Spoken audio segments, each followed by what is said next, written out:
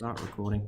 Please recall, insulators. If we look at our table, here are our common substances with the K values. You'll notice a big jump from non-metals to metals. So they have a much higher specific heat capacity, not specific thermal capacity. But again, some metals are better at transferring heat via atomic collisions, atomic and electron collisions than others. So in this table, silver seems to be the best. Steel, not so quite. Maybe because you've got carbon thrown in there. Steel is an alloy of metals and non-metals. But then down here, definitely very, very small values. Please note, it does not stop the transfer. It merely reduces the rate. So if we had two different items, one an insulator, one a conductor, they will both eventually get to equilibrium if they are hot, or if one side is hotter than the other. It's just that the insulator will take a longer time. Okay, so as I've said there, it will simply take a longer time for that heat to transfer throughout the material. Okay. I don't know why I've got that little diagram there, because that really is for convection. But let's just have a quick example here. A window of thickness 5 millimeters. So that's our thickness L. That's our T cold, T hot. And there is our area. And we've got glass. So we'll take our glass to be around about 1. Again, it depends on the composition. Calculate the rate of heat transfer through the window. So that could be this panel of windows here. 20 on the inside, 40 on the outside is a very large delta T. I mean, that's the middle of summer heat wave, and we're cranking the aircon in here. Okay, so we want to know at what rate. So if we drew a very simple diagram, it's probably not needed, but there's our L, there's our area. You've got T hot, T cold, and obviously our Q is going to travel through at a certain rate. So Q on T equals Ka delta T over L. Yes, it is. So it's around about 1. So let's just take it as 1. Now our area was 2 by 3. Our difference in temperature was 40 minus 20. Okay. So we plug all of our values in, and we get quite a large number.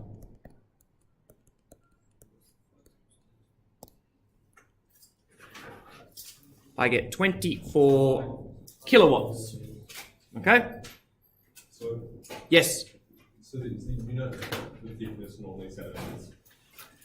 It's got to be in meters. Okay. And so milli there was times 10 to the negative 3. So watts or joules per second. Okay, so it doesn't matter which unit that you use. Now that is a phenomenally large amount of heat that would transfer through. And if we were to allow this to happen, here's where I want you to appreciate exponential decay. So let's just look at the inside temperature over time. All right, and we said inside is 20 degrees, outside is 40 degrees. Now, at the start, massive difference in temperature. Let's just say in the first second, 24,000 joules enters the classroom. That might be given to the air inside the classroom. Q equals MC delta T. The temperature of the air now goes up. This is assuming that we've turned off the air conditioner and we've just said, here we go, here's our condition, let's observe what happens. So follow my logic here. The air heats up. So it's no longer 20, it's now 21. So now our delta T, instead of our delta T being 20 degrees, it's now 19. So the rate drops. The rate drops by 5%. So instead of getting 24,000 joules, now you're getting 22,000 joules entering the room.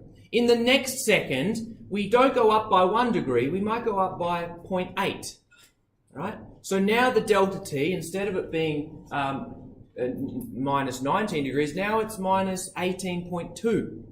And now we get slightly less energy in. What's going to happen is that the gradient is going to start off steep, and then over time, it's going to reduce and reduce. I don't know why it's doing that bump. Does your pen do that? Is that my... I think the tip's like a bit broken. You've broken... Oh, yeah, it is a bit busted. Just bend it back. No, I don't want to break the thing. Over time, it's going to do this lovely exponential decay to a point where delta T equals 0. At which point there is no net transfer of heat via conduction. We would say that the two surfaces are in equilibrium. The inside surface of the glass is at 40 degrees. The outside surface of the glass is at 40 degrees. What we did is essentially calculate the rate at the start. Okay? Because really, if we could change our axes to delta T, we could multiply by M and C, and hey presto, we've got on our y-axis energy. All right, because we know that energy and difference in temperature are directly related. So I could make an energy time graph, and it would have exactly the same curve, and at the start we're saying that that's at its maximum. Okay, so in order for you to understand the shape of this decay curve, you've got to sort of do a couple of follow-throughs. All right, so the rate of transfer is large, and so the temperature drops, but that then decreases the rate of transfer, and so the rate of the temperature drop decreases, and you just keep cycling through, and then eventually the gradient at the top here approaches 0. You could say here dq by dt equals 0. That's where there is no net transfer of heat. Okay? Now, there are some really cool equations for these curves. It's called Newton's law of cooling. Isaac Newton, worked on describing the shape of these curves. Cold objects heating up and hot objects cooling down. Okay, and they involve a little bit of exponential decay and Euler's number, E. So I can't recall off the top of my head what the equation is for a cooling curve. Sorry, a heating curve, but I digress. There are questions here on conduction, but then we've got convection, and I'd like to very quickly talk about convection and then leave you to it. So, could we just get to this? Then I'll give you some time in class to work on some questions. Okay?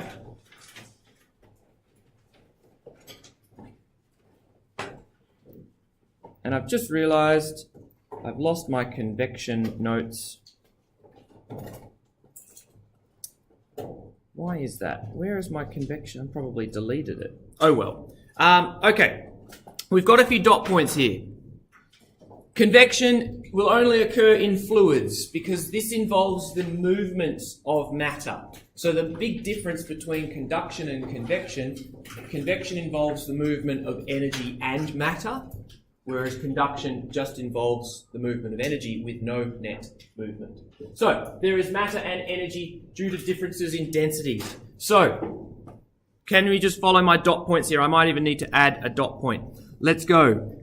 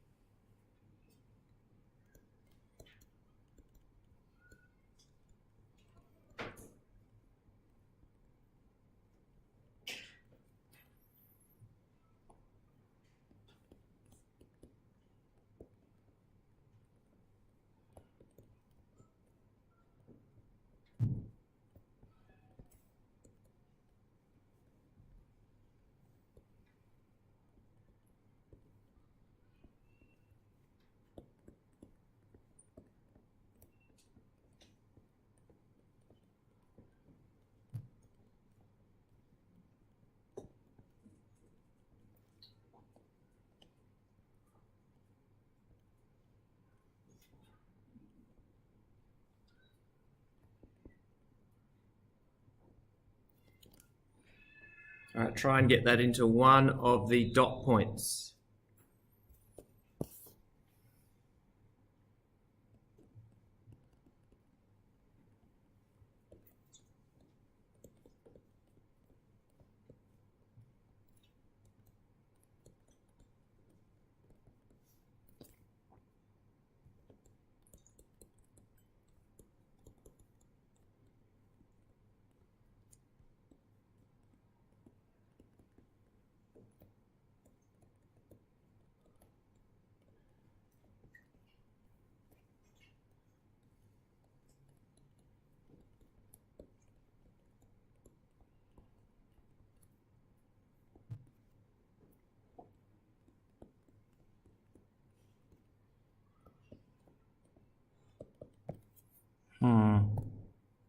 I'm going to get rid of that dot and drop it down. Sorry about that.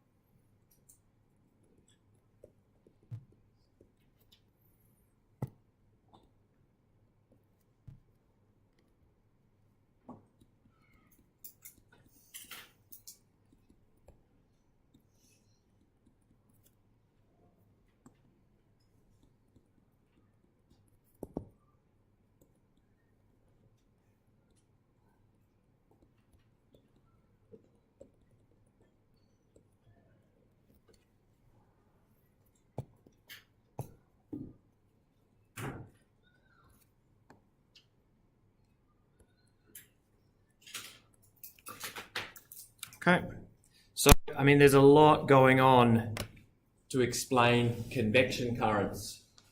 Okay, we've got to use our kinetic theory of matter. They're in constant motion, they're gaining EK, they collide with their neighbours, impart greater force.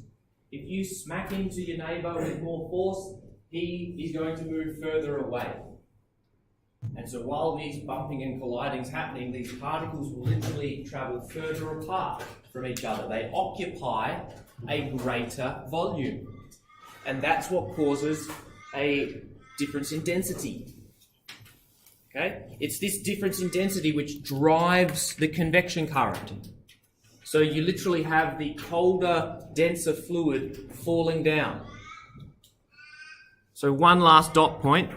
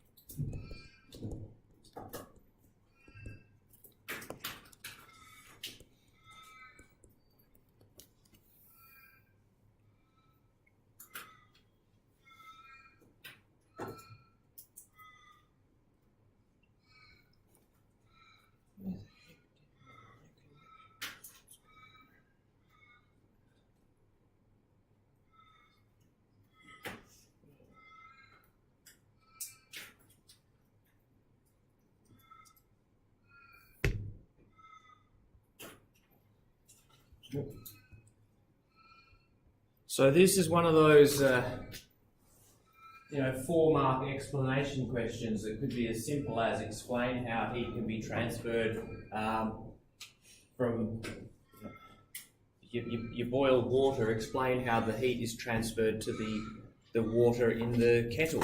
You need to explain a convection current. Okay? And you have to, be hitting at least all of those dot points. So your sentence doesn't have to say it word for word, but you've got to sort of particles gain, EK, definition of temperature is probably important, increasing momentum, collisions with neighbours, further apart, there's the third dot point, occupy a larger volume, becomes less dense, there's your fourth dot point. Okay? And then lastly mentioning the colder fluid falling, the hotter fluid rising, transferring that. It's basically you're transferring particles. It's the same number of particles, but these guys have more EK. So now if you look at all of a sudden you're taking these particles with more jiggle, you're literally moving heat by sending the more energetic particles upwards and bringing down some less energetic particles. They gain some kinetic energy and then they start moving up. And so this cycle will continue until there is no net transfer of heat. Once the entire thing is at the same temperature, there's not going to be any difference in density.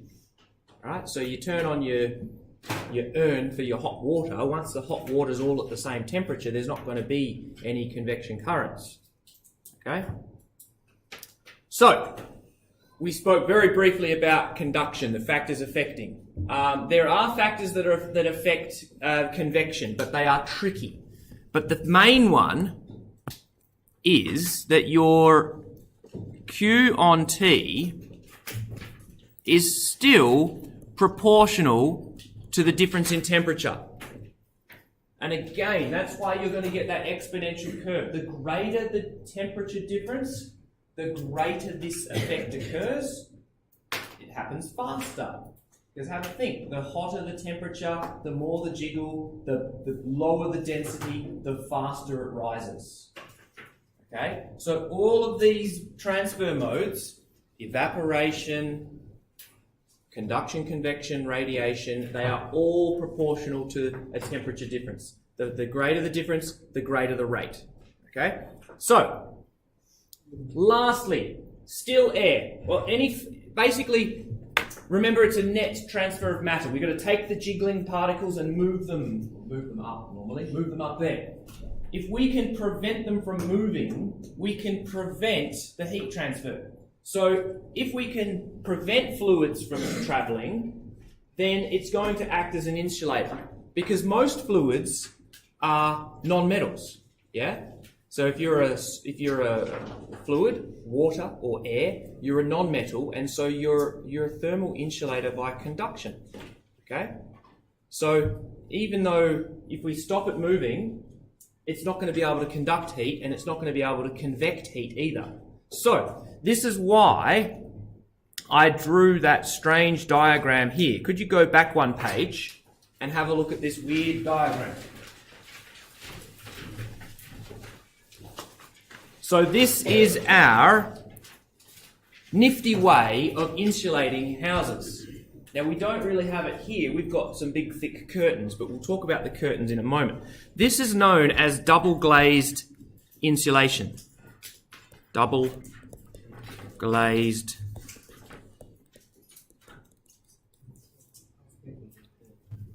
So essentially, Wilson, what you can do, you can make window panes that are made of 2 panes of glass and a pocket of air inside. Okay? So if we had, say, let's go with, well, we're still at about summer, so let's just say that it's hot here, cold there. Our Q wants to go through. So it needs to conduct through the glass. Glass is already an insulator, so it's going to take a while. But then the Q is going to get to the air, right? The air might want to rise up, but there's no convection current. It's not going to be replaced with cold air. It's not drawing in any cold air. So still air, sorry, I can't really transfer any of that heat. It's going to conduct through it slowly, and then it's going to try to conduct through the glass again. Okay? It's a really effective method of reducing the rate of heat transfer. Remember, it can happen in summer, we're reducing the rate at which heat comes into the classroom, And in winter, it's the opposite. In winter, we want to reduce the rate that heat leaves. Okay. Now, obviously, this is expensive because you've basically got double the amount of glass. What we have here are these big, thick curtains. So, if we drew these curtains, obviously it's blocking out the light in case we want to watch movies. It's going to block out the sound so we don't hear the prep school kids making a racket. But a really important thing that it's good at is trapping that pocket of air. Okay? And so now, in summer, the heat has to not only go through the glass, then it gets trapped in the air can't move, we can't get a convection current circulating that energy into the classroom, it's trapped there, and then it's going to move through this non-metal device, which we know is already an insulator via conduction. Okay? So again, there are different ways that we can prevent the heat from seeping in to our classroom. When I was young, I was very good at drawing budgies. So here we go. I think I've still got it. Yep, still got it. It's a budgie because he's got a little dot there, and then the wings like that. All right. What? What? Why are they laughing? Oh, couldn't. I already doing 6A. I was already doing 6A tar. Couldn't do art. All right.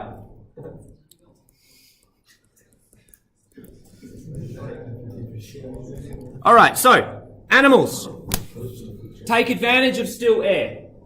They fluff themselves up. So in the middle of winter, you get all of these birds sitting on sticks, and they're all fluffy. All right? They are doing that when they fluff their feathers out. They are trapping little pockets of still air.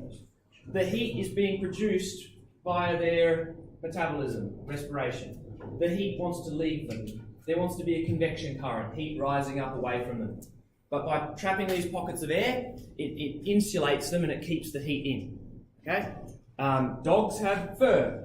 Fur, again, acts when a furry dog, fluffy dog, has lots of pockets of still air. So now have a think. Dogs that evolved in cold regions, like your Siberian Husky, very, very fluffy. Dogs that might be in more hotter regions, like your short-haired Chihuahua, where it's a lot hotter, they're not going to have as long hair. Yes? But with those fluffy dogs, would the heat eventually transfer across? Eventually, but... So if they're out there in the cold for that long... Here's the thing, it would, but if we can reduce the rate, then their body doesn't have to replace that lost heat as quickly. Okay? If you were to take that dog and shave it, and then throw it out in the middle of the Arctic, right? It's going to be losing so much heat at such a fast rate that its body can't replace that heat. Body temperature drops, the dog drops dead, turns into an icicle. Yes? Yes, so, us humans, nowadays, for some strange reason, we are losing hair. If we go back 100,000 years, prehistoric humans might have been a little bit hairier. Beards, dreadlocks, body hair, that traps in heat. We still have it on our head because our brain creates a lot of heat. It needs to be nice and warm. We can't afford for our brain to get cold. Same with other regions of our body that are involved with reproduction. Okay? There is a theory that body hair is now vestigial. It's no longer needed. Armpit hair, head hair is still quite important, so we still sort of grow this stuff to trap pockets of air. There's an idea that body hair is actually designed to trap smells and pheromones, because 100,000, 500,000 years ago, before we had language, we couldn't really communicate, but we were really good at smelling members of the opposite sex. And so if you had body odour, you'd be like, oh, smell her, she's nice and smelly, and vice versa, oh, smell him, he's pretty smelly, pretty attractive. It was a way of sort of communicating to members of the opposite sex. That's got nothing to do with conduction and convection. So, guys, you need to know all of the modes of heat transfer. You need to know the factors that affect the rate of heat transfer, and also times when we want to increase it and times when we want to decrease it. And so we will be looking at applications of these. Where in our lives do we try to decrease heat transfer? Where in our lives do we try to increase it? Okay? And so you might get a question in the test that's asking you, how do we slow it down? How do we speed it up? Okay? Look at this car radiator. Let's talk about how it's designed to increase the rate of heat transfer. Okay? Now, how long have we got? 20 minutes. Let's go back to this wonderful device here. Who has seen this from Year 9 physics? Okay, Sam has, so we're not going to do it. This is a thermal conduction demo. What we have, scientific method going on here, Wilson. We've got the same size of metal, the same shape, the same distance from the centre. We've got the same paper clip attached with the same amount of wax, but something is different. What is our independent variable? The metals. We have aluminium, we have iron, we have copper and brass. Now, we've got steel is here, but steel, remember, steel is iron with some carbon thrown in. So maybe we could pretend that this is our steel. We don't have brass, unfortunately, but we've got three of them. We've got steel, aluminium and copper. Now, steel it's 4 times less than aluminium. Right? So it's going to take 4 times longer for the heat to get through our steel. So we could make a few predictions here, Matthew. We could make some predictions as to how long it could take the heat to conduct through the metal, get to the end, melt the wax, and when the wax melts, the paperclip drops. Okay? And hopefully even the ratio of the times could be similar to the ratio of our metals. But let's have a go. There's a few assumptions with this experiment. Could anyone tell me the assumption, or an assumption, of this experiment? Yes? No heat is lost in the surrounding air. Not that it's lost, but have a think. We've got 4 different parties going on here. We've got to try and think about equality. Wilson? Is it to be in the middle? It's got to be directly in the middle. So when I place my heat source, it's got to be smack bang in the middle. If it was a little bit to one side, then one side's going to get more heat than the other. So our assumption is we're supplying heat at the same rate to all 4 metals. What else? Yes, Scott? Same amount of wax. Same amount of wax. This is a big one. Mr. Angus does this probably 12 or 15 times a year because we show it in Year 9 physics and we show it in Year 11 physics. So we're trusting that he's become quite an expert at applying the same amount of wax to the same depth and the same amount of pressure. If one of the wax was a little bit loose and the other 3 were packed in, then that would affect the results. Okay, so again, our controls that we assume equal supply of heat, equal amount of wax, okay, and as well paper clips are all the same density made of the same metal. So, could I ask somebody to get their stopwatch out? There we go, Zach at the front. All right. So we're going to lose all of the hairs on my hands. Okay. So when I have burned all the hairs on my thumbs there. All right, are you ready? Set, go. Okay. Oh, and Sam as well. Oh, cool. We're taking multiple trials here. So I know from experience it takes about 46 seconds because with my Year 9 class, here we go. Here's some data that I took with my Year 9 class. So we're going to add some data. It's kind of spoiling the fun here.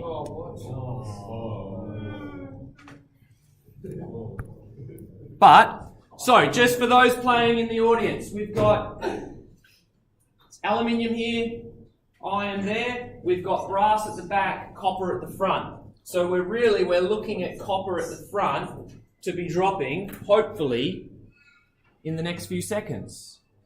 Oh, what time's that? 48. Sweet. And then about 10 seconds later, aluminium at the back. Fingers crossed. Hey, what's the time? 59. What'd you get? 59.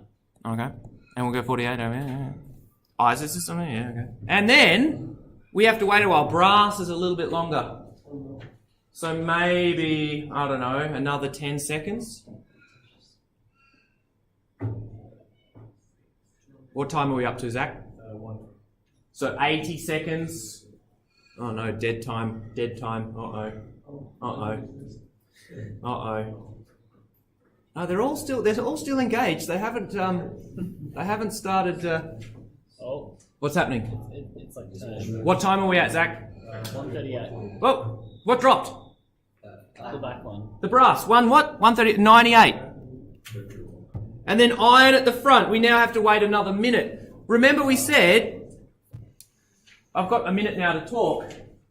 Steel, it's a quarter of the conductivity. It's going to take 4 times longer as copper.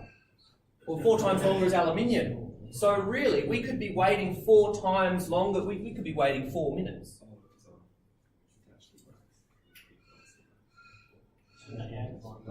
The aircon might be sort of working against us here.